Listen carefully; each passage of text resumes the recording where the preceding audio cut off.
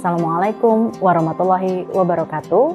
Bertemu lagi dengan saya yang akan menemani Anda selama beberapa menit ke depan dengan sejumlah berita kegiatan DPRD Provinsi Kalimantan Selatan yang telah kami rangkum dalam Warta Rumah Banjar.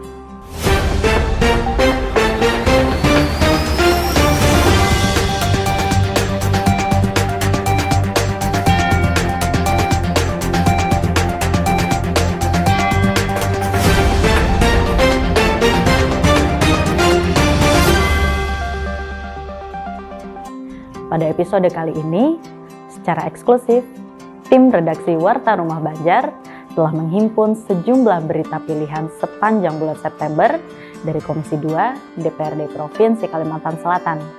Berikut liputannya. Komisi 2 Dewan Perwakilan Rakyat Daerah Provinsi Kalimantan Selatan laksanakan rapat kerja bersama Badan Keuangan Daerah Provinsi Kalsel dan Kasih Pendapatan lainnya UPPD Samsat Sekalsel. Rapat yang dilaksanakan pada Rabu, tanggal 7 September siang di ruang rapat Komisi 2 tersebut, ungkap Wakil Komisi 2, Muhammad Yani Helmi yang juga selaku pimpinan rapat, ialah dalam rangka koordinasi terkait pajak air permukaan. Menurut Yani Helmi, Kasih PL Sekalsel sengaja dihadirkan karena politisi Partai Golkar ini ingin tahu kabar berita mereka seperti apa, yang juga merupakan ujung tombak daripada yang akan menarik pajak tersebut. Pada rapat kerja ini, diakui Paman Yani bahwa dirinya ingin mendengar kendala dan permasalahan yang dihadapi Kasih PL di lapangan, sebagai bahan evaluasi kerja untuk perbaikan ke depannya. Selain itu, diungkapkan Paman Yani bahwa ada salah satu perusahaan yang membayar lump sum ke pusat, sedangkan pajak air permukaan menurutnya adalah hak daripada pemerintah daerah bersangkutan. Paman Yani berharap permasalahan-permasalahan tersebut dapat diatasi. Perusahaan-perusahaan juga harus selalu diingatkan, demi menambah pemasukan untuk kas daerah.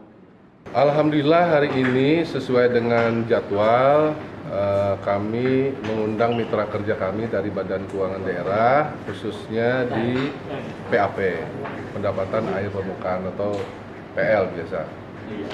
Nah, hari ini juga kita bahas masalah pajak air permukaan ini sampai ke titik paling bawah.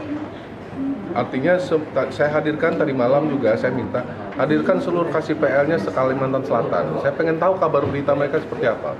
Karena belum tentu mereka diberikan kesempatan oleh pimpinannya untuk bertemu kita. Sementara mereka adalah ujung tombak daripada yang akan menarik pajak tersebut gitu loh. Kendalanya apa, persoalannya apa, terus targetnya berapa, capaian hari ini berapa. Kita pengen tahu dari langsung sumbernya. Wajib pajak mestinya harus terus diingatkan. Kalau mereka tidak mengerti, maka akan saya agendakan insya Allah tanggal 22 atau 23 itu bekerja sama dengan Pemda Kabupaten Tanah Bumbu. Saya sudah kontak Pak Jerullah dan juga Pak Ambusaka, Sekda, untuk difasilitasi kita bekerja sama dalam mensosialisasikan pergub yang baru ini. Nah, kenapa harus disosialisasikan? Karena memang wajib pajak ada yang tidak memahami persoalan aturan ini. Karena ada yang membayar pajak langsung ke pusat. Nah, sementara PAP itu adalah hak daripada pemerintah provinsi dan kabupaten.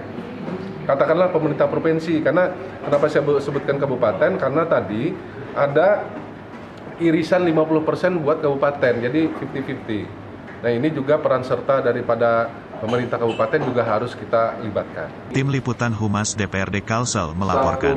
Komisi 2 DPRD Provinsi Kalimantan Selatan melaksanakan rapat koordinasi dengan stakeholder terkait optimalisasi pajak air permukaan atau PAP di Aula Pendopo Bersinar, Kabupaten Balangan, Kamis tanggal 22 September tahun 2022.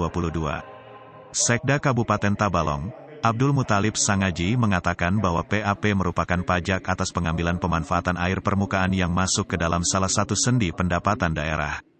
Abdul Muthalib Sangaji menambahkan melalui sinkronisasi pada hari ini ia berharap dapat menghasilkan beberapa strategi yang tepat dalam memungut pajak air permukaan di Kabupaten Tabalong, karena potensinya lumayan besar dapat memberi kontribusi maksimal dalam pendapatan daerah. Anggota Komisi 2 DPRD Provinsi Kalsel, Nor Fajri berharap melalui kegiatan ini, Semua pihak dapat menyamakan persepsi sehingga dalam pelaksanaannya dapat berjalan dengan lancar sehingga dapat mencapai hasil yang ditargetkan oleh pusat. Di sisi lain, anggota Komisi 2 DPRD Provinsi Kalsel Iskandar Zulkarnain mengapresiasi terselenggaranya rapat ini. Ia juga merasa senang dengan antusiasme stakeholder. Ia berharap setelah ini terjalin koordinasi yang baik antar semua pihak. Sebelumnya, Kasih Pendapatan lainnya pada UPD Tabalong selaku panitia pelaksana Rakor Miftah Rida Ansari mengatakan bahwa Rakor hari ini mengacu pada keputusan Gubernur Kalsel tahun 2021 tentang tim teknis optimalisasi pajak air permukaan. Surat Ketua DPRD Kalsel tahun 2022 tentang koordinasi optimalisasi pajak air permukaan di Kabupaten Tabalong. Pihak pusat menginformasikan untuk menargetkan pengoptimalan pajak ini untuk tahun depan. Kalau pendapat kami secara pendapat provinsi rata-rata sangat baik lah untuk menegakkan persepsi mengenai optimisasi pajak air permukaan. Mudah-mudahan kedepannya koordinasinya dan pemasukannya lebih banyak lagi, tambah lagi sesuai target yang luar biasa ini. Kalau ada poin-poin yang sudah didapat, apa aja poin-poin yang sudah didapat hari ini?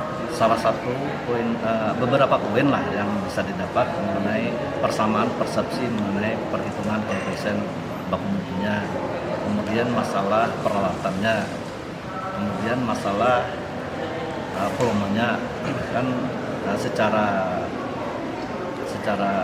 generalnya sudah kelihatan ada persamaan persepsi sudah. Yang jelas antusias stakeholder itu sudah sangat mendukung.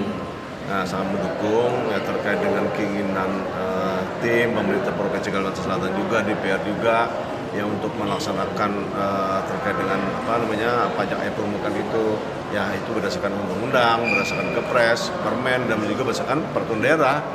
Nah, sisa tim saja lagi tim koordinasi pajak air permukaan ini kepada stakeholder yang ada di Kalimantan Selatan.